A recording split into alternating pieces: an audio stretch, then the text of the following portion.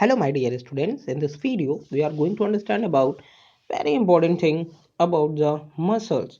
So, students, हम locomotion and movements के different topics को पढ़ चुके हैं। एक्टिन, मायोसिन, फिलामेंट्स, मायोफाइब्रिल्स जैसे बहुत सारी चीज़ें पढ़ चुके हैं। बट अभी हमें यही नहीं पता कि आखिर ये हमारे मसल्स में प्रेजेंट कहाँ है। ठीक है, तो सबसे पहले बात करते हैं हम लोकेशंस की। तो सबसे पहले आपको दिख कौन रहा है यहाँ पर आपको ये भैया दिख रहे हैं ना, मस्कुलर भैया। मस्कुलर भैया की मसल्स बहुत अच्छी हैं। मसल्स में आप जानते हैं, मसल्स की बात की है तो बाइसेप्स और ट्राइसेप्स की बात कैसे ना करें। तो इनके तो हमें दोनों दिख रहे हैं, बाइसेप्स एंड ट्राइसेप्स। अब इनकी मसल्स की अगर हम बात कर ही रहे हैं तो अब इनके इंटरनली स्ट्रक्चर की बात कर लेते हैं।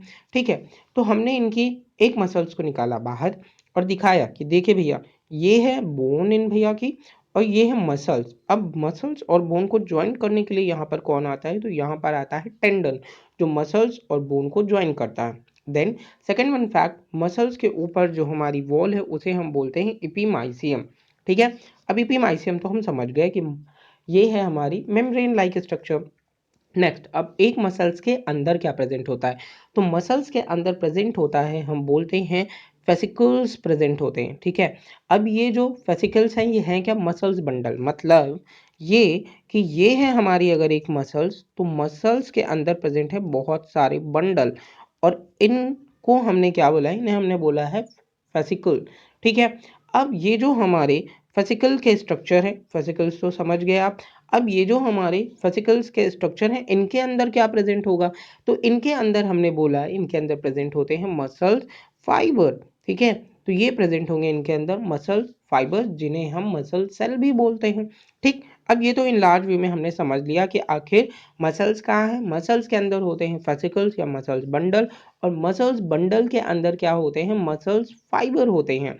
ठीक है, अब हम समझते हैं मसल्स फाइबर के आगे की बात। तो जब हम यहाँ पर समझने वाले हैं मसल्स फाइबर के आगे की बात, तो मसल्स फाइबर हमारे होते हैं single cell multi nuclear structure. मतलब ये सिंगल सेल तो होंगे लेकिन साथ ही साथ ये मल्टी न्यूक्लिएट होते हैं, मतलब इनमें न्यूक्लियस बहुत ज़्यादा प्रेजेंट होता है। नेक्स्ट वन थिंग यहाँ पर देखते हैं कि जब हमने यहाँ पर एक मसल फाइबर की बात की, तो अब मसल फाइबर में आपको क्या दिखता है, अब मायोफाइब्रिल में आपको क्या देखने को मिलता है, तो आपको यहाँ पर एक मायोफाइब्रिल में देखने को मिलेगा कुछ ऐसा स्ट्रक्चर। ये देखिए, ये है एक मायोफाइब्रिल का स्ट्रक्चर और इसमें ही आपको दिखने वाले हैं सार्कोमियर। ठीक है, तो ये सार्कोमियर आपने समझ लिया। ठीक, अब हम सार्कोमियर्स तो समझ चुके हैं कि सार्कोमियर है क्या। सार्कोमियर हमारा एक मायोफाइब्रिल में प्रेजेंट स्ट्रक्चर है। ठीक है, अब मैं आपको दूसरी कुछ थिंग समझाता हूँ। इसमें सार्कोमियर में हम समझते हैं एक्टिन और मायोसिन के टॉपिक को।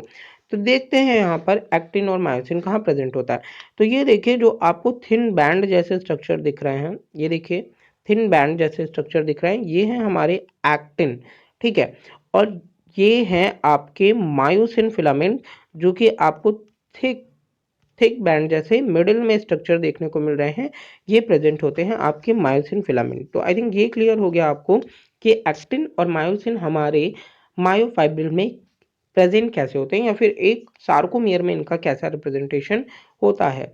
नेक्स्ट वन थिंग, ये है इनका डिटेल व्यू, जो कि आप लोगों ने बुक में भी देखा होगा कि कहाँ पर हमारे जो भी थिक फिलामेंट हैं, जो कि हमारे मायोसिन होते हैं, उनका स्ट्रक्चर कैसा होता है और हमारे एक्टिन का स्ट्रक्चर कैसे होता है। जैसे कि ये ट्रोपोनिन है, ट्रोपोमायोसिन है, ये हमारे थिन फिलामेंट्स को ज्वाइंट रखने में हेल्प करते हैं। तो ये चीज़ें क्लियर हैं। मायोसिन का देखिए ये हेड का स्ट्रक्चर है, ये इनका स्टॉक लाइक स्ट्रक्चर है। तो ये सारी चीज़ें मैं पहले भी आपको समझा चुका हूँ। तो होपफुली माय स्टूडेंट, आपको इस वीडियो की हेल्प से लोकेशन क्लियर हो गई होगी कि आखिर हमारी बॉडी में ये मसल कैसे प्रेजेंट होते हैं, बंडल्स कैसे प्रेजेंट होते हैं, और साथ ही मसल सेल्स कैसे प्रेजेंट होती हैं। So hopefully my students, you understand about this thing with the help of this figure.